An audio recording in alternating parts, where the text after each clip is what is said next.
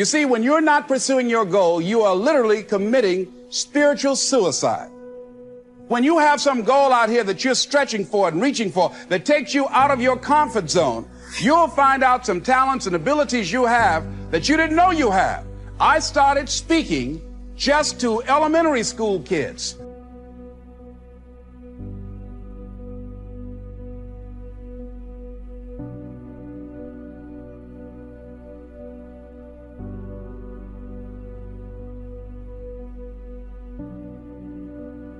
The easiest thing I've done was to get out from under the labels and to live the life that I live.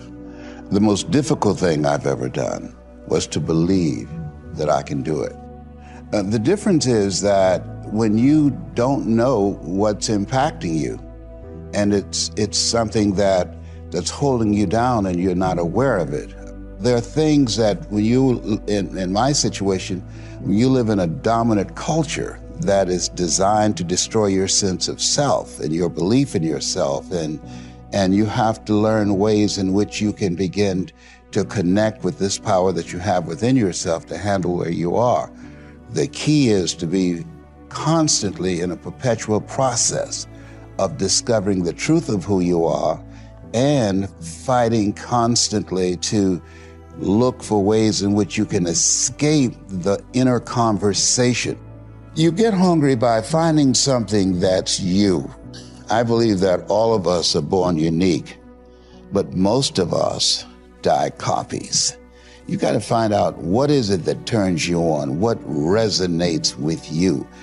One of the things that I realized and what allowed me to become successful as a speaker, the speaking industry has been hijacked by people who speak to sell, and it's okay to do that and make money. I speak to change lives because somebody spoke and changed my life. So this is my passion. This is my drive. This is something that I feel in my heart. And so the key to that hunger-driven life is a heart-centered life. I didn't do what I'm doing for years because of my programming, because of the culture in which I was raised in. I would see other people with degrees and PhDs and MBAs and credentials I don't have, and I convinced myself I couldn't do it. But Mr. Washington, on that day, we became friends, and he taught me not only someone's opinion of you does not have to determine your reality. He said that you have to work on yourself and you have to have an unstoppable attitude, and no excuse is acceptable, and you got to make it a priority, a non-negotiable in your life, and hold a constant vision of what it is you want to achieve. See it accomplished and go all out. Find a way to win. In spite of the setbacks, in spite of the disappointments, in spite of your failures.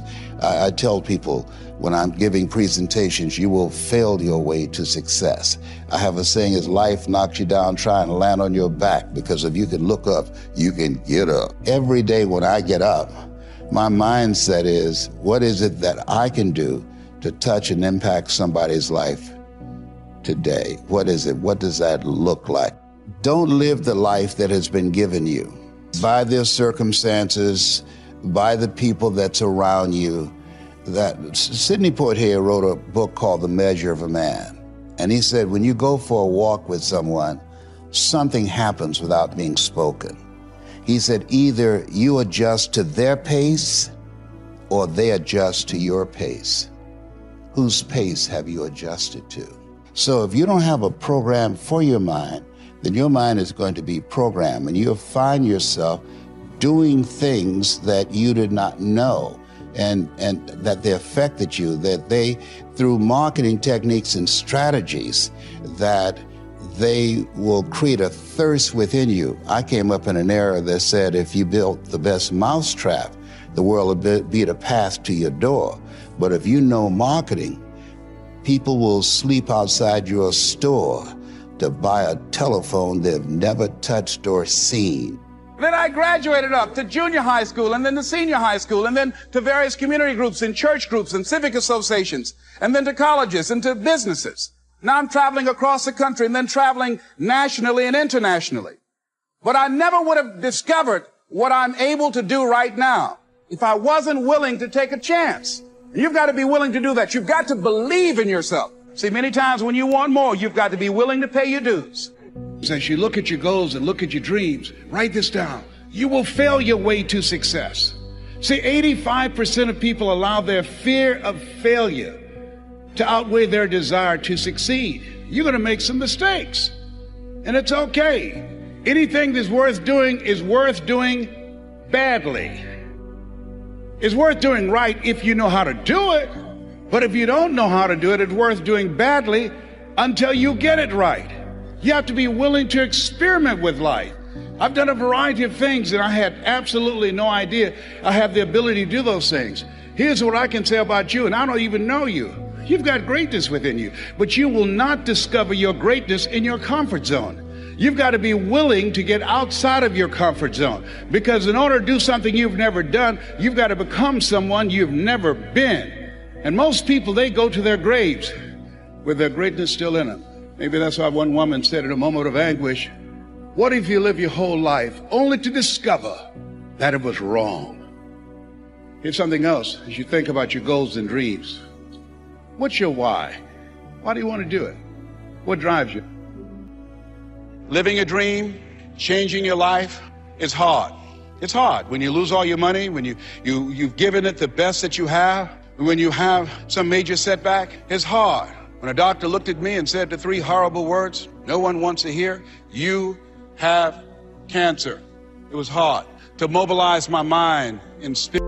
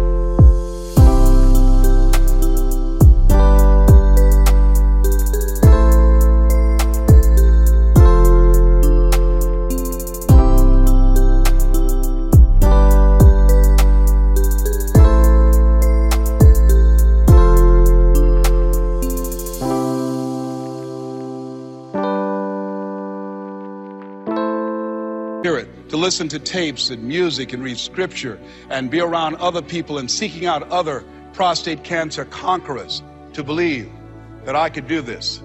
It was hard. Never forget, my son said, Daddy, are you going to die? Why are you asking me that? You're not going out much. You're not the bubbly personality that I know you to be. You're not talking much. You're spending a lot of time in the room by yourself, Dad. Are you going to surrender? Are you giving up? Are you going to let that doctor's opinion become your reality? Will my daddy see me graduate? Yes, son, yes. I'm going to fight. No, I don't think it's my time yet. I'm going to see you graduate, but more than that, I've got some other things that I'm going to do with my life. And I thank you for asking me that. But I must tell you that I'm scared. And I've never been in this situation before. It's been easy for me to talk to people and encourage people when they've had challenges in their lives, but it's me. And I don't feel less than a man in admitting this to you. Yes, I'm scared. And I need some help. See, life is hard. And there are some moments in life when you're going to need some help. You're going to need somebody to speak to you. You're going to need somebody to say something to you. I have a friend of mine, Willie Jolly, who's a motivational speaker. He said a setback is a setup for a comeback. I had to listen to Willie's tapes. I have another friend, Kevin Brace, who's a speaker. He said, Les, come on, man, you can do this. You can make this happen. You can hit a home run. It's a done deal. You are Les Brown. That cancer's got to get out of your body. I said, talk to me, Kevin. Talk to me. That's what I need to hear. I needed to hear those words. I don't care who you are.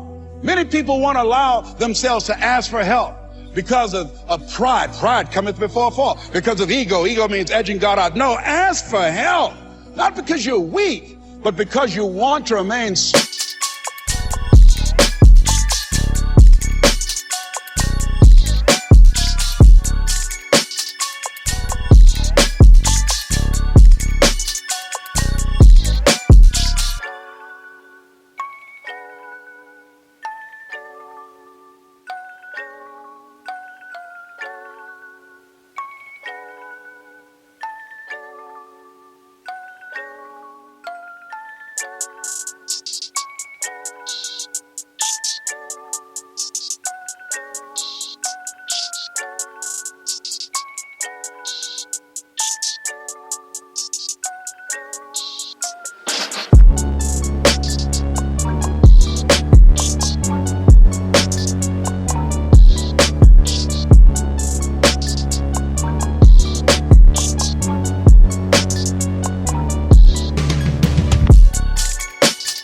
strong and ask for help, and don't stop until you get it. I'm here because a lot of people helped me.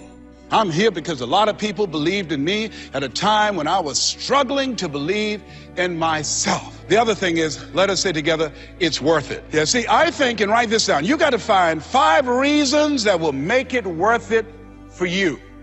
5 reasons. What will make it worth it for you? Mine was, I want to take care of my mother. Mine was, I want to do something with my life. What will make it worth it for you? Mine is, I want to leave a legacy. Mine is, I refuse to die an unlived life. What will make it worth it for you?